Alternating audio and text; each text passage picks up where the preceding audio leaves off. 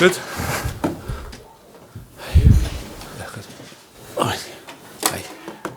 Afternoon, everybody. Welcome to our Matchday -1 press conference ahead of tomorrow's fixture against Eintracht Frankfurt. We'll start with questions for Harry Kane, please, who'll then leave the auditorium, and then we'll take questions for Antonio Conte. No embargoes on this, and please use the microphones at the side to ask questions. So, questions for Harry Kane first. Ian? Hi, Harry. How are you? All good, thank you. First of all, how much is tomorrow a must-not-lose game, with the group being so tight? And secondly, you've yet to score this year in the competition, so how much, with your goal record in it of almost a goal a game, are you itching to get on the mark tomorrow? Yeah, for sure. It's a really important game tomorrow. Big stage in the group, obviously 2 home games coming up. And yeah, we spoke about how important it is to win and really kind of put our stamp in this group. So, of course, from a personal point of view, I want to score in every game, and I'll be trying my best to do that to help the team. And yeah, it's been a few games in the group, and I've been disappointed not to get on the score sheet. So I'm hoping tomorrow night I can turn that around. Matt, did you want to ask? Hello, Harry. Hi. Every time you go down injured, I think the whole country winces now with 40 days from the World Cup. Can you give us a little insight into how you're feeling about that, and how much of a presence that has on your mind when you go out and get kicked? Yeah, I think I mentioned it before on the international camp. You know, I feel like whenever you think about injuries, whenever you think about getting injured, it almost has the wrong effect. You know, I go into every game trying to give 120% for the team, and that's just the way football is. You know, sometimes you can be unfortunate and pick up injuries. I think from my point of view, I do a lot of stuff, not just at the club but away from the club, to make sure I recover well and put myself in the best physical condition I can to not get injured. But of course, we know in football anything can happen. So, but it doesn't change the way I play or the way I think. I think that would be wrong to do that. I go into every game trying to give my best for the team and the club, and try and focus on that. David? Hi, Harry. Davide here. How much do you think Tottenham has changed since Antonio arrived?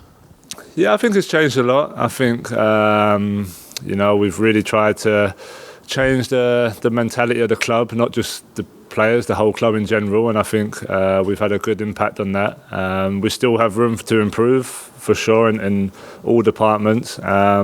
But look, Antonio's a top coach. I feel like we've worked a lot tactically and physically, and yeah, really growing into mature players. But the bottom line is we have to prove that on the pitch, and we have to show that in games like tomorrow night when the pressure's on. We have to be able to perform under those circumstances, and that's what we're looking to do. Okay. Harry Kane, Christopher Michel, Germany, Sport 1, hello from Germany.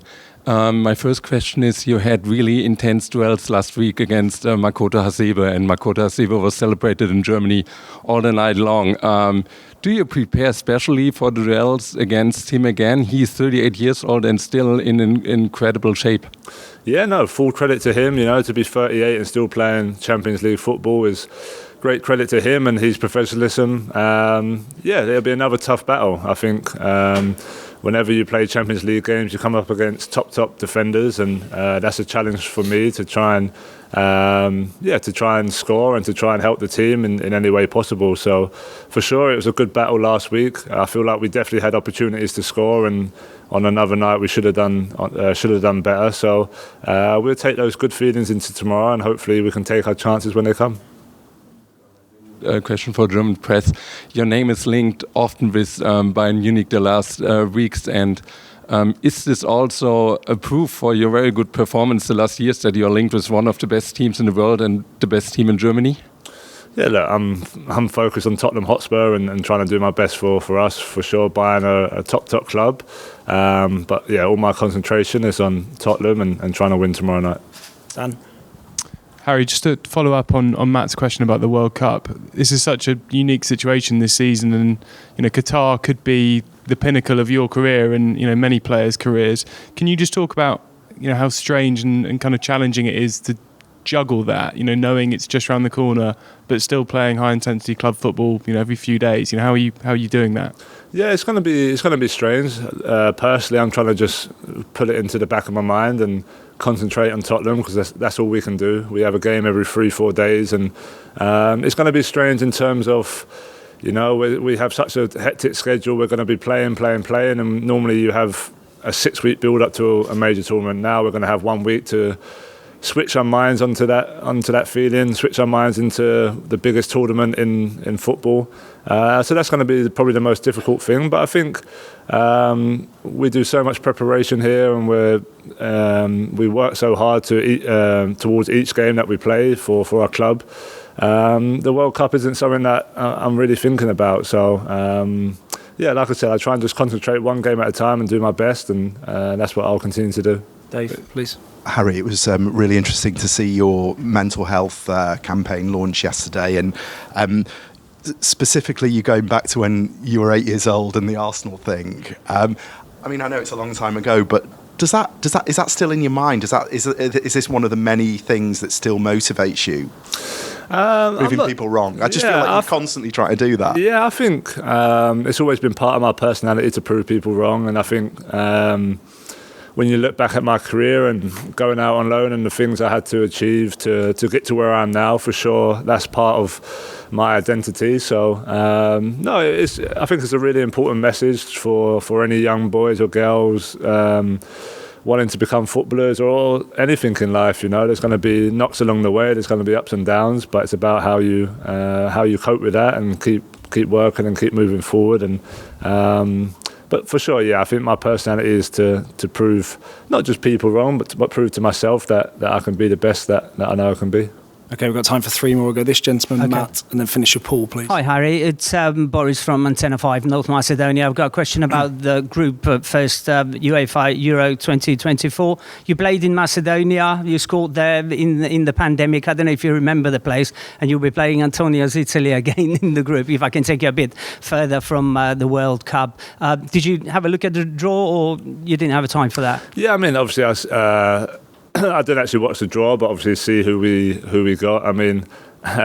Euro 2024 seems a million miles away at the moment. So yeah, for sure, any qualifying campaigns is tough. This will be no different. I feel like international teams are getting better and better every year, no matter who they are. So yeah, look, we've got a World Cup to play first, and then concentrations will turn to that European qualifying. So yeah, I'll look forward to that once it comes. Matt? Harry, any other season, 8 goals in the Premier League so far, we'd all be saying how bang on form Harry Kane is. But everyone's talking about some other fella up at Man City at the minute. Does it take some of the pressure off you? And given how Haaland's doing in the Premier League and the Champions League, are you glad he's not going to the World Cup? No, look, I think I've spoke before. I'm not someone who likes to think about other players too much or talk about other players too much. Obviously, he's had a fantastic start to the season, and full credit to him. But yeah, it's nothing I can control. So I'm concentrating on what I can do and helping the team in any way possible. And obviously, it's been going well so far in the Premier League. I want to try and score a few more goals in the Champions League for sure. But yeah, look. People are talking about him, and rightly so, because he's had a fantastic start. But yeah, we've got a long way to go, and there's a lot of games coming up. So I'm just concentrating on what I can do. Final question, please, Paul. Hi, Harry. Harry, FIFA is yet to make a decision on this One Love captain's armband for the World Cup.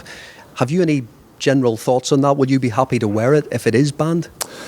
I think it's a question that's hard to answer right now. We've decided that we want to wear it, and that's kind of our thought process going forward. Yeah, look, it'll be down to FIFA, and I'm sure the FA, they'll be in contact with them. I haven't heard anything personally yet. So at the moment, we're online to wear it. So if anything changes, we'll cross that bridge when it comes. Thanks very much. Cheers. Thanks, Harry. Thank you. Cheers, guys.